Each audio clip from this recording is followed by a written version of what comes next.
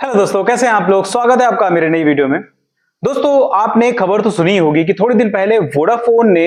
Government से request करी थी कि जितना भी उसका स्पेक्ट्रम का अमाउंट है, 36,000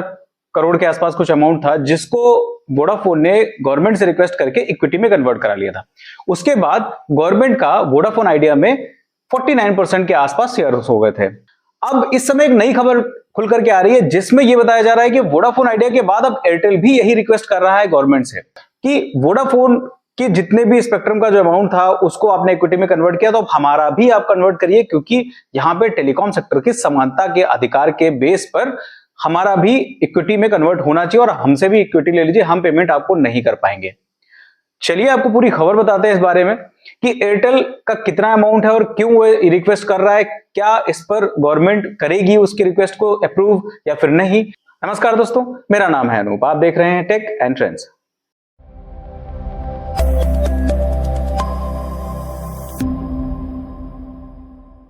वोडाफोन आइडिया जो है वो इंडिया की तीसरी बड़ी कंपनी है, जिसने अभी कुछ दिन पहले अपने जितने भी स्पेक्ट्रम का अमाउंट था या फिर जितना भी उसके ऊपर कर्जा था, गवर्नमेंट को जो पेमेंट देना था, उसको उसने इक्विटी में कन्वर्ट कर लिया था। और उसके बाद जो है वोडाफोन में 49% गवर्नमेंट का शेयर्स हो गया।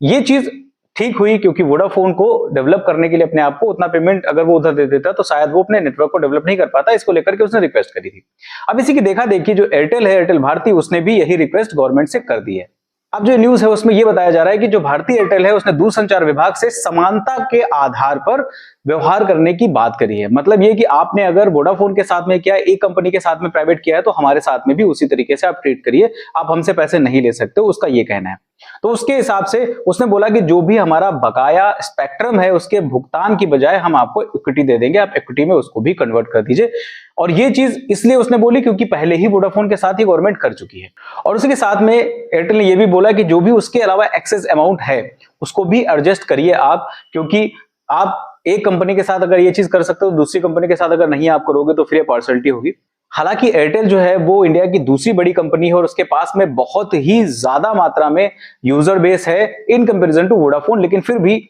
एक कंपनी के साथ ही हुआ है तो जाहिर सी बात है दूसरी कंपनी भी इस पर सवाल उठाएगी और वो भी ये बोलेगी जरूर कि हमें ऐसा चाहिए काम, क्योंकि जाहिर सी बात है पेमेंट अगर करना है तो पेमेंट तो हर किसी को देने में आप प्रॉब्लम होती है, चाहे वो एयरटेल हो या फिर जियो हो या फिर वोडाफोन हो। वोडाफोन के साथ मजबूरी थी तो गवर्नमेंट ने उसके साथ ये किया, लेकिन ये चीज कहीं ना कहीं उल्टी पड़ रही है गवर्नमेंट के लिए, क्योंकि गवर्नमेंट अब मजबूर हो रही है एयरटेल के साथ में भी, क्योंकि एयरटेल ने भी सेम उसी मुद्दे को उठा करके और ये रिक्वेस्ट कर दी है, वो पेमेंट नहीं दे पाएगा, हम लॉस में चल रहे हैं और हम आपको इक्विटी दे देंगे उसके बदले। टेलीकॉम विभाग का कहना यह है कि जो नीति जो है, जिस नीति की वजह से हमने वोडाफोन के शेयर्स को कन्वर्ट किया था इक्विटी में, वो नीति सारी टेलीकॉम कंपनीज पर लागू होती है, लेकिन डिपेंड करता है कि आपकी कंडीशन कैसी है, आपकी मार्केट वैल्यू क्या है, आपकी मार्केट में क्या पोजीशन है इस वक्त। अगर आप प्रॉफिट में चल रहे हो, अगर आपके पास प्रॉफिट आ रहा है, आपके पास यूजर बेस बहुत अच्छा है, आप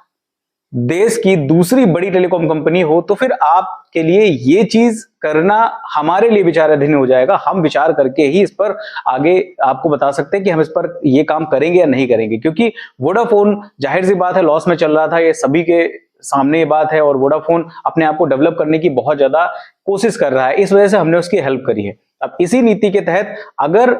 आप भी इसी कंडीशन में आ जाते हो, आपके पास में बिल्कुल पेमेंट नहीं है, आपके पास में भी उसी तरीके की कंडीशन है जैसी वोडाफोन के साथ में थी, तो हम इस पर भी विचार कर सकते हैं। लेकिन अभी खुल करके टेलीकॉम विभाग ने कोई भी ऐसा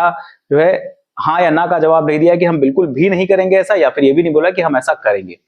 तो फिलहाल एयरटेल भारती ने रिक्वेस्ट तो डाल दी है, अब देखते हैं टेलीकॉम विभाग की तरफ से क्या इसके बदले जवाब आता है। आपके हिसाब से क्या ज्यादा बेहतर रहेगा, सरकार को वोडाफोन की तरह ही इक्विटी कन्वर्ट कर देनी चाहिए एयरटेल की भी, या फिर एयरटेल से पैसे ही लेने चाहिए, क्योंकि एयरटेल जाहिर सी बात है प्रॉफिटेबल कंपनी है आज के टाइम पे और इंडिया की दूसरी सबसे बड़ी कंपनी है।